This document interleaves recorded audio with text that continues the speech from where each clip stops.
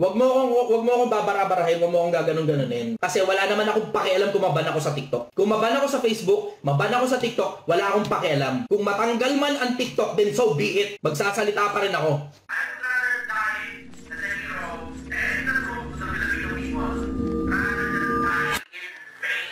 Hindi pwedeng hindi pag-usapan ng religion. Hindi nyo naiintindihan Pilipinas, ang nakakapamahala sa Pilipinas, religion. Hindi mo pag-uusapan ng religion, hindi mo ngayon alam kung ano nangyayari habang pinamumunuan nila ang Pilipinas. Hindi nyo nakita kung aling religion ang pinakamayayaman sa Pilipinas. Saan galing ang yaman yan kung hindi galing sa mga miyembro? Saan dinadala ng mga pastor ninyo yung pera nila? Yung mga bagay niyan, hindi nyo tinatanong yata sa mga pastor ninyo eh. Kung paano niloloko na lang kayo ng maraming mga pastor eh. Baka hindi nyo alam, tinatarantado na lang kayo ng maraming mga pastor dito sa Pilipinas.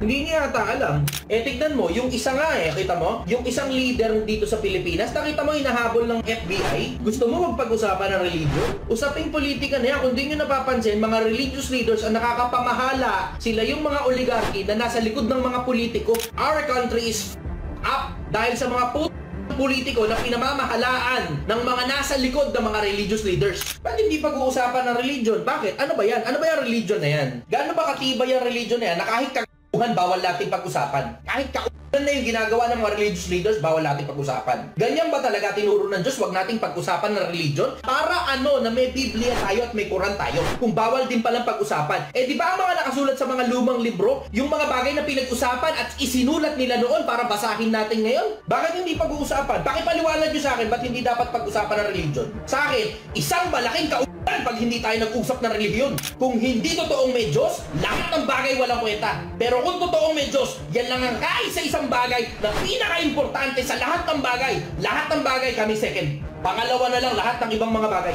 Tapos hindi tayo mag-uusap ng religion? Kalokohan. Hindi, alam mo, totoo, masyado nyo na kasing sinamba yung mga relihiyon ninyo. Hindi na kayo open pag-usapan kung yung bang relihiyon ninyo mga gagong pastor. Ang daming mga siraulong pastor baka hindi nyo alam. Isipin mo kung gaano karami ang nasa Securities and Exchange Commission na mga rehistradong religious organization sa Pilipinas. Halos 20,000 yung mga yun Baka nga 40,000 pa, pero libo-libo yung mga rehistradong relihiyon. Ibig mo ba sabihin lahat ng relihiyon na yun sa Diyos? Lahat silang magkakakontra sa isa't isa, lahat sila sa Diyos. Maraming relihiyon dyan sa demonyo, pera-pera lang yan. Malaking negosyo ang relihiyon sa Pilipinas. Pilipinas, uulitin ko, ang relihiyon, isa sa mga pinakamalalaking negosyo sa Pilipinas. Walang tax yan, walang tax. Dapat kayong mga miyembro ang nag-uungkat kung saan dinadala ng mga pastor ninyo yung pera. Kasi for all you know, nagsisibili na pala ng mga sports car, nagsisibili na pala ng mga helicopter, nagpapatayo na pala ng mansion, yung mga inang mga leader ninyo sa relihiyon. Tapos kayo nagugutom sa ilalim ng tulay. Tapos yung pera ninyo, yun yung ginagamit nila pambili nila ng mga mararangyang mga bagay.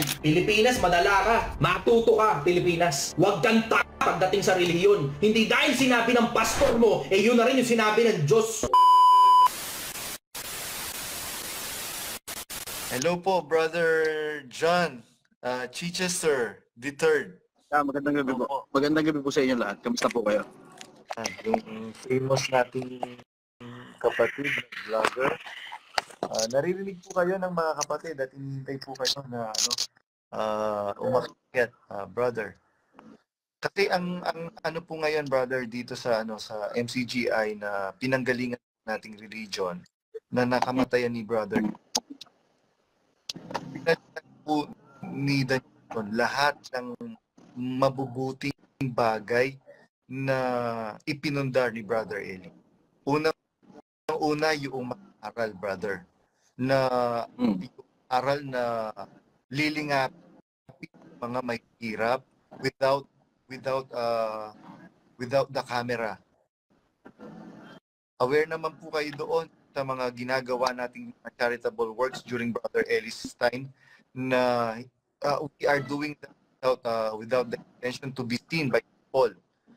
But now, meron mga Brother John sa iba't ibang panig ng mundo na mga charitable works na cares, if they knew that the institution is not going to allow them to document their sentiment, dinidecline na yung pong invitation ng MCGI Cares, brother.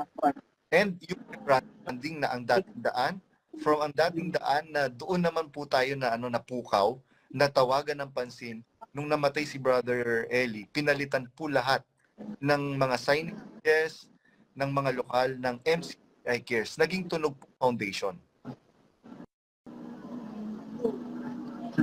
Yung So, nakabalita nga po ako tungkol doon sa maraming bagay na yan. Well, generally, matagal naman na mula nung huli ako nakadalo kasi it was a very, very long time ago. 2006 ako naanib noon. Matagal na yun. Just like any other organization na naanibang ko in the past. It was 2006. Kasagsagan nung mga panahon na yun ng yun na yung mga panahon na dying down na mga debate. I miss those days. Nakakamiss yung mga panahon na yun. Pero after some time, syempre dahil life gets in the way, maraming salamat sister. Life gets in the way, hindi na nakakadalo, tapos maraming mga organization yung nabalitaan ko at narinig ko. At sa dami ng mga bagay na narinig ko, mas minabuti ko na mag-aral lang maraming iba't ibang bagay tungkol sa buhay. Hindi lang dito sa buhay na to, pati sa kabila, kasi ang isa sa mga bagay na na-appreciate ko tungkol dito sa buhay na to is I'm a free thinker. Mhm. Ngayon, hindi ako miyembro ng kahit na anong organization na religious, kaya mayat maya yung aking tindahan dito, yung aking Project 1M, dinadayo ng iba't ibang mga religious people from all types of denomination. Obviously, dahil general majority ng nasa Pilipinas under ng umbrella ng Kristyanismo, marami ritong mga pumupunta na iba't ibang organization, including sa MCGI, sa INC, sa Born Again, Mormons, sa Islam din, mayat maya, bumibisita rito yung mga Muslim. Nag-e-enjoy akong kakwentuhan ng maraming iba't ibang organization. Kaya nag-request si Brother JR na umakyat daw sa live, sabi ko, isa sa mga pinaka-importante para sa akin yung usapin tungkol sa kaluluwa. So, ito yung isa sa mga bagay na hindi ko talaga pinababayaan. Although, it was a very, very long time ago. 2006 pa yun I was 16 back then. Batang-bata pa ako ng mga panahon na yun Nakakamiss yung mga panahon na yun. Opo. So, ngayon ang programa ko sa social media tumatakbo dun sa konsepto na anything and everything under the sun, including science, including finances, kasi nagtuturo din ako ng tungkol sa pagnenegosyo At maraming iba't iba pang mga bagay, including religion. Mhm. So, sabi ni brother, meron daw mga taong mga interesadong magtanong at makaalam ng maraming iba-ibang bagay tungkol sa maraming bagay. Kaya naimbitahan naman ako na umakyat dito sa live. And here I am. Opo. Magandang gabi po sa inyong lahat, sa mga nasa Pilipinas. Magandang araw sa inyo sa iba't ibang panig ng mundo. Kamusta po kayo? Salamat po sa Diyos, Brother John Chichester, sa pag-ano niyo po sa po namin. At ngayon po kasi, Brad John, doon po sa going back doon sa pinag-usapan po natin. Meron po kasi mga aral na blatantly nilalabanan yung aral ng Panginoong Jesucristo. Yung pong hipokrasya. Sabi po ni Sis Luz, sabi niya, salamat sa Diyos, Brad Daniel, at napakaganda ng itinuro mo. Sa amin ngayon, naiintindihan lang namin ngayon. Ano po yung nasabi ni na ngayon lang niya yan. Outside the church daw po, sa MCGI, Brother John, kolorum lang daw po lahat. Kahit anong gawin mong mabuti, basta you are outside the perimeter of MCGI, hindi daw po credited yung gagawing mabuti ng tao. Generally, ang Diyos, kapag binasa mo sa Biblia, sa isang talata ng Gawa, kahit saang bansa, basta gustong sumunod sa Kanya, katanggap-tanggap sa Kanya. Exactly. Yun ang nababasa ko sa Biblia. So, hindi yan parang confined ng isang religious organization. Although meron ka talagang mababasa sa Biblia na yung iglesia yung tagapagpakilala. Exactly. At maraming iba't iba pang mga aral na kung babasahin mo sa Biblia, and I'm going inside the Bible and not just MCGI alone, merong boundary na nakasulat sa Biblia tungkol sa iglesia ng Diyos o iglesia ni Kristo noong unang panahon. Ngayon, outside naman ng iglesia, ang nakasulat sa Biblia, Diyos ang humahatol. Exactly. So tungkol sa mga nasa labas ng iglesia, ang sigurado ko doon na aral sa Biblia, yun yung sa isa sa itinuro ni Pablo sa isang talata ng unang Korinto, na labas ng iglesia, Diyos ang humahatol. I am not a big fan of condoning anyone just because they are outside of a respective religion. Otherwise, ang mangyayari niyan, parang katulad dun sa ibang relihiyon na kapag ka nasa labas ka daw ng iglesia, ilulutong ang gulugod mo sa impyerno. Ganun na po. Hindi ako naniniwala sa ganun eh. Pasensya na kayo, hindi po ako naniniwala sa ganun. Opo. Actually, alam niyo po, Brad, Jan, noong pong napunta po ako dito, bago lang po kasi ako sa Europe, pero matagal na po akong nag-abroad. Dahil kasama po ni Brother Eli sa Singapore, sa Hong Kong, sa Brazil. And for quite some time, nagpaalam ako kay Brother Eli na maghahanap buhay muna para mabigyan ko ng sustenance yung family ko financially. So, yun, naman ako ni Brother Eli for quite some time. And then, mas lumawak yung pananaw ko when it comes to salvation. Kasi sabi ng Biblia sa 1 Timothy 2:4, ang Diyos ang maibig, lahat ng tao maligtas at katotohanan. So, yung po ngayon kasing aral dyan sa MCGI, brother, na dati nating pinanggalingang religion is para siyang kagaya ng ibang religion na ngayon ang sinasabi nila, lahat po ng mga nag-exit is antikristo, kalaban ni Kristo, maiimpyerno daw. Yun po yung hindi po ba kaya po nagkakaroon ng pagtitiwalag? Because sabi ni Brother Eli, we are giving them in the perfect justice of God. That is the purpose of the very purpose, the very reason why they are, or Brother Eli is doing the excommunication in the church, because marami pong hindi nakikita. Unang-una yung pangasiwaan.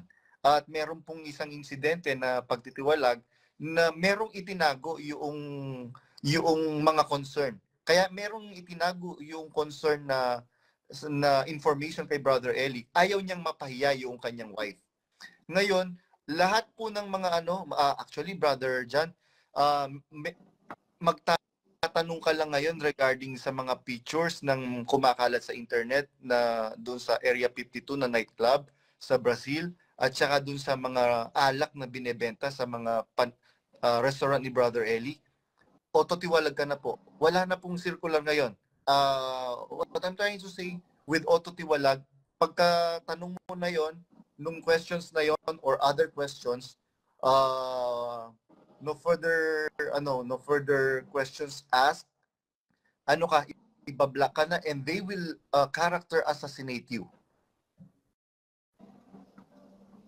Hindi ko alam yung tungkol doon. May mga pumupunta dito sa akin na member ng MCGI na mga nagtatanong, in fairness, meron naman daw sagot. Yun nga lang, syempre, not to the level of satisfaction ng mga personal na individual na nagtatanong. Meron akong mga ilang mga bagay na narinig, pero generally yung mga bagay na narinig ko tungkol dun sa grupo na yun, hindi naman masyadong bugbog yung tungkol sa aral, at ang masyadong nabubugbog yung konsepto ng mga individual na pagkukulang ng individual na mga tao. I don't see that as bantok sa aral. Although syempre may mga pagkukulang tayo ron, o sila may mga pagkukulang sila dun sa konseptong pagsaway dun sa ilang mga tao. Pero generally, pagka binasa mo yung Biblia, all throughout the history, katulad nung sa mga panahon ng mga Hudyo, meron din naman silang mga ipinagkulang noon, katulad ni Solomon, 1,000 ang asawa. Si David, na kumuha ng asawa ng iba, tapos inilagay niya si Uriah sa harap ng digmaan para mapatay yung asawa. There are those instances throughout the Bible na parang katulad ni Moises, nag-asawa ng labas ng Israel. May mga ganong instances Si Pedro na naga.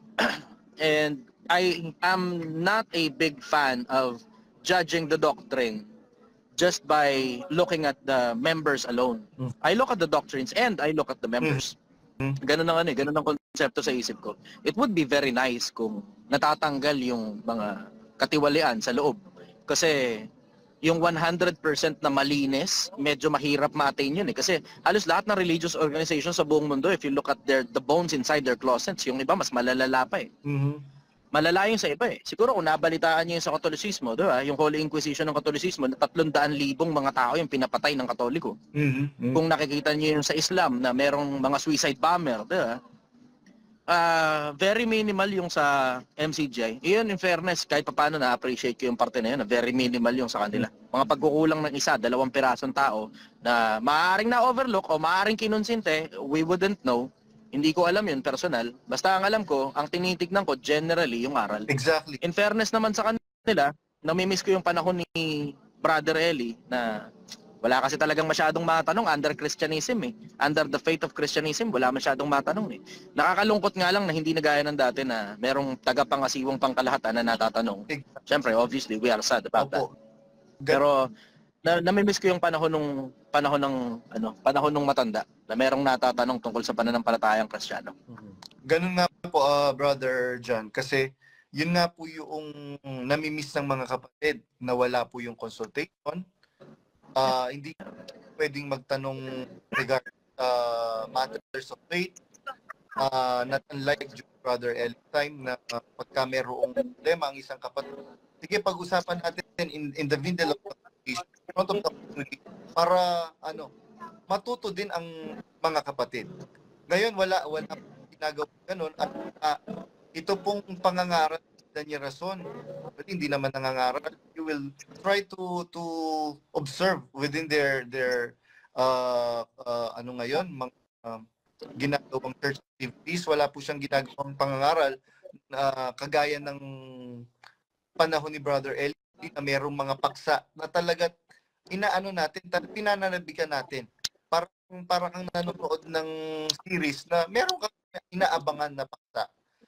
Tapos yung mga bagay na kagaya nung sinasabi mo, brother, na kasi during Brother Eli's time pwede masabi na very minimal yung mga nangyayaring mga and isolated cases, yung mga nangyayaring irregularities, corruption. Ngayon very rampant, Brother John. Sa Singapore alone, mayroong nawawalang mga milyon-milyong pera na pinagtulong-tulungan ng mga kapatid. Nagkaroon po ng hearing sa Apalit dahil tinulungan ni Brother Soren Legaspi si Brother J. Laguno na makalapit kay Brother Daniel Rason. Tapos noong po nagkaroon ng hearing yung mga KNP, after that hearing, pinasama itong si Brother J. Laguno na nag-report. Ganun po kasi ang ginagawa nila pag nag-report ka, pagtutulong-tulungan ka ng mga KNP. Hindi ko po alam yun kasi medyo matagal-tagal na akong huling konektado sa MCGI. It was half of my life away. Kalahati na ng buhay ko nakakaraan nun eh. Brother, matagal-tagal na rin naman ako hindi nakakadalo, so wala na akong malay, wala na akong masyadong balita. Merong mga nagsabi dito, pwede daw pong malaman nila kung anong year po kayo na-baptize. 2006 ako kung hindi ako nagkakamali. 2006 ako noon. October banda. Hindi ko na lang maalala kung kailan eksakto kasi as in, buhay pa si Brother Eli nung mga panahon na yon, hindi na ako nakakadalo. As in, that was half of my life ago. Masyado nang malayo, kalahati na ng buhay ko nakakaraan mula nung panahon na yun eh. So ngayon, for the longest time, after nun, ako mismo yung nagbabasa, ako mismo yung nagsasaliksik, naghahanap ng mga bagay-bagay na may kinalaman sa kabilang buhay. Ang general majority ng mga bagay na naiintindihan ko, galing majority sa Biblia. Pero yung mga hearsays, yung mga tungkol sa personal at saka mga pribadong individual o tungkol sa pangasihawan, every now and then nakakabalita. Hindi ko nga lang masyadong ini-entertain kasi maiingat ako sa chismis eh. Maiingat ako sa konsepto ng chismis. Madaling magsalita pero mahirap mademanda. Siyempre, lalo na social media influencer ako, siguro maiintindihan ninyo. Mahirap mademanda, nasa Pilipinas ako eh. Siguro kung nasa ibang bansa ako, madali. Pero kapag nasa Pilipinas ka kasi, alam mo naman ang justice system dito, nakasangayon sa kung sino mang may pera o religiously inclined individual na kapag ka may mga miyembro sa loob ng justice system, automatic na kagad na parang akala mo may hatol na kagad sa'yo diretso ang batas ng tao. So Exactly. nag-iingat din ako sa pagsasalita. Nag-iingat ako sa pagsasalita. Exactly, Brother Jan. Yun nga po yung ina-expose ko ngayon, yung mga irregularities na pinagagawa ng mga individuals who are ano masasabi natin? Who are administering the church, yung MCGI. Especially si Daniel Rason, yung mga KNP. Ano ba nangyari na? Ano na ang kwento? Kasi ang naalala ko lang, namatay yung matanda, tapos wala nang balita kung ano na nangyari. Opo. Yun lang ang meron ako eh. Meron akong konting balita na nanggagaling sa iba-ibang sources. Pero obviously, lahat ng mga balita eh unconfirmed kasi wala namang ina-acknowledge na kahit na pangasiwaan eh. Opo. Exactly. So wala talagang kumbaga blindsided ako. Wala ako masyadong confirmed news na natatanggap bukod sa ilang pirasong mga pictures na may nagbebenta ng alak na hindi naman I will say hindi masyadong malaking puntos dahil hindi naman talaga ang aral okay lang na mag-inom kasi bawal nga talagang mag-inom. Mhm. And then here are people na merong sinend sa akin na may nagbebenta daw ng alak sa, hindi ako nagkakamali, sa Salud ba yun? O sa Area 52? Sa Salud at saka sa Area 52 na restaurant ni Brother Eli sa Brazil. Okay. Which is ang battle cry ng mga kapatid, Brother Jan, para sa inyo pong kaalaman, is hindi po yung pagbebenta itself. Ang battle cry po nila is the admission of Brother Daniel Rason. Na i-admit niya at mangingi siya ng apology sa mga kapatid, sa kapatiran. Mga kapatid, pasensya na po kung nakapagtinda man po ng alak sa mga restaurant sa Brazil na pagmamay-ari po ni Brother Eli. Pagmamay-ari. Siyempre, ano yun?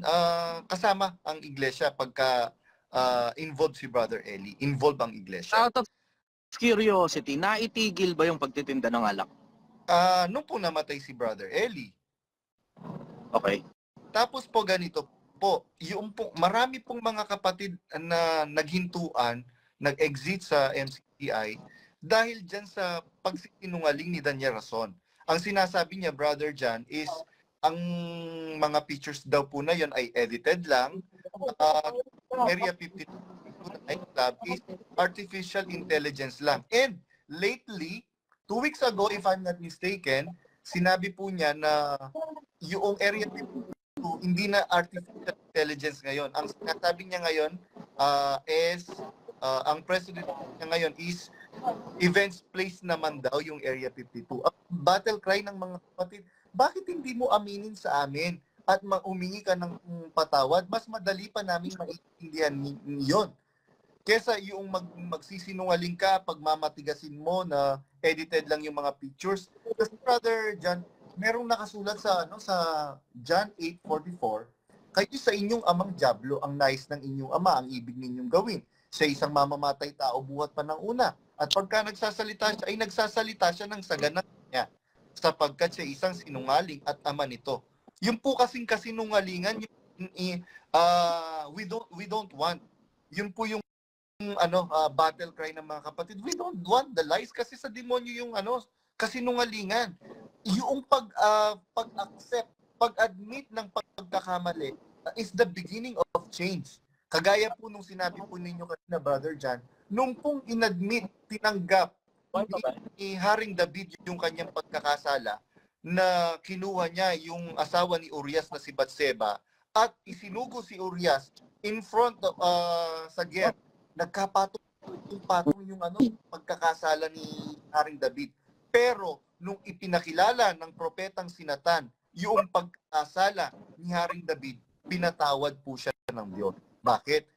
Tinanggap po niya with all humility yung pagkakasala. Ito pong si Daniel Rason, if you are going to observe within their mga church gatherings, wala kang makikitang remorse or spirit of repentance and humility biruin mo, brother.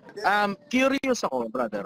Opo. Yung tungkol dun sa pagtitinda ng alak, was that an instruction coming from the management ng MCGI? O was that an act done by an individual within MCGI? An individual within MCGI. Yun nga po yung mga tinatanong ng mga kapatid sa akin. Oo. Kasi iniisip ko rin at the same time, syempre, kumbaga, tumitimbang ako at tinitignan ko rin yung justice at the same time na mahirap naman kasing paaminin ang isang tao sa bagay na hindi naman niya ginawa. Exactly. So kung naiintindihan ko yung konsepto at outcry ng mga tao at mga kapatid na nagsasabing kailangan umamin si Daniel Razon. Pero naiintindihan ko rin naman yung konsepto na kung hindi naman galing kay Daniel Razon yung instruction na magtinda ng alak, wala rin naman siyang obligasyon na umamin dun sa konsepto ng yun. Actually, brother, sinabi ko yun, tinakel ko yan, yung issue na yan sa mga previous video. Na hindi naman ikaw ang nagkasala eh. At hindi rin naman si Brother Eli nagkasala. It's just that na-insinuate si Brother Eli doon sa individual na yon na nakakapag-persuade kay Brother Eli. Sino po yun? Si Ulysses. Kaninong instruction nang galing? Ang nag-insinuate po nun or nag-persuade kay Brother Eli is si Ulysses Villamin. Ngayon, yung allegedly kasintahan daw ni Brother Eli. Yes, exactly. Okay. Yun. So, yun nga po ang sinasabi ko. Hindi naman ikaw ang may kasalanan eh. Just admit na pasensya na po kayo mga kapatid. Kesa pasinungalingan mo na edited. Ang dami pong mga kapatid na information technology na especially sa mga ganyang bagay, sa mga ganyang aspeto, na brother, hindi siya edited. Brother, hindi siya artificial intelligence. Bakit niya pinasisinungalingan yung mga ganyang bagay? At saka ang nasasama ng loob ng mga kapatid, Brother Jan, is yung thought na bahala kayo niyo sa iglesia, edi umalis kayo, go ahead, make my day. Bawas lang kayo sa ulo ko.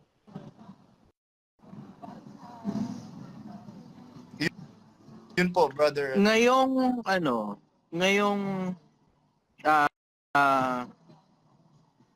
merong mga tao na lumabas. Paano ngayon ang next step from there? So di lumabas. And then what's next? Anong susunod?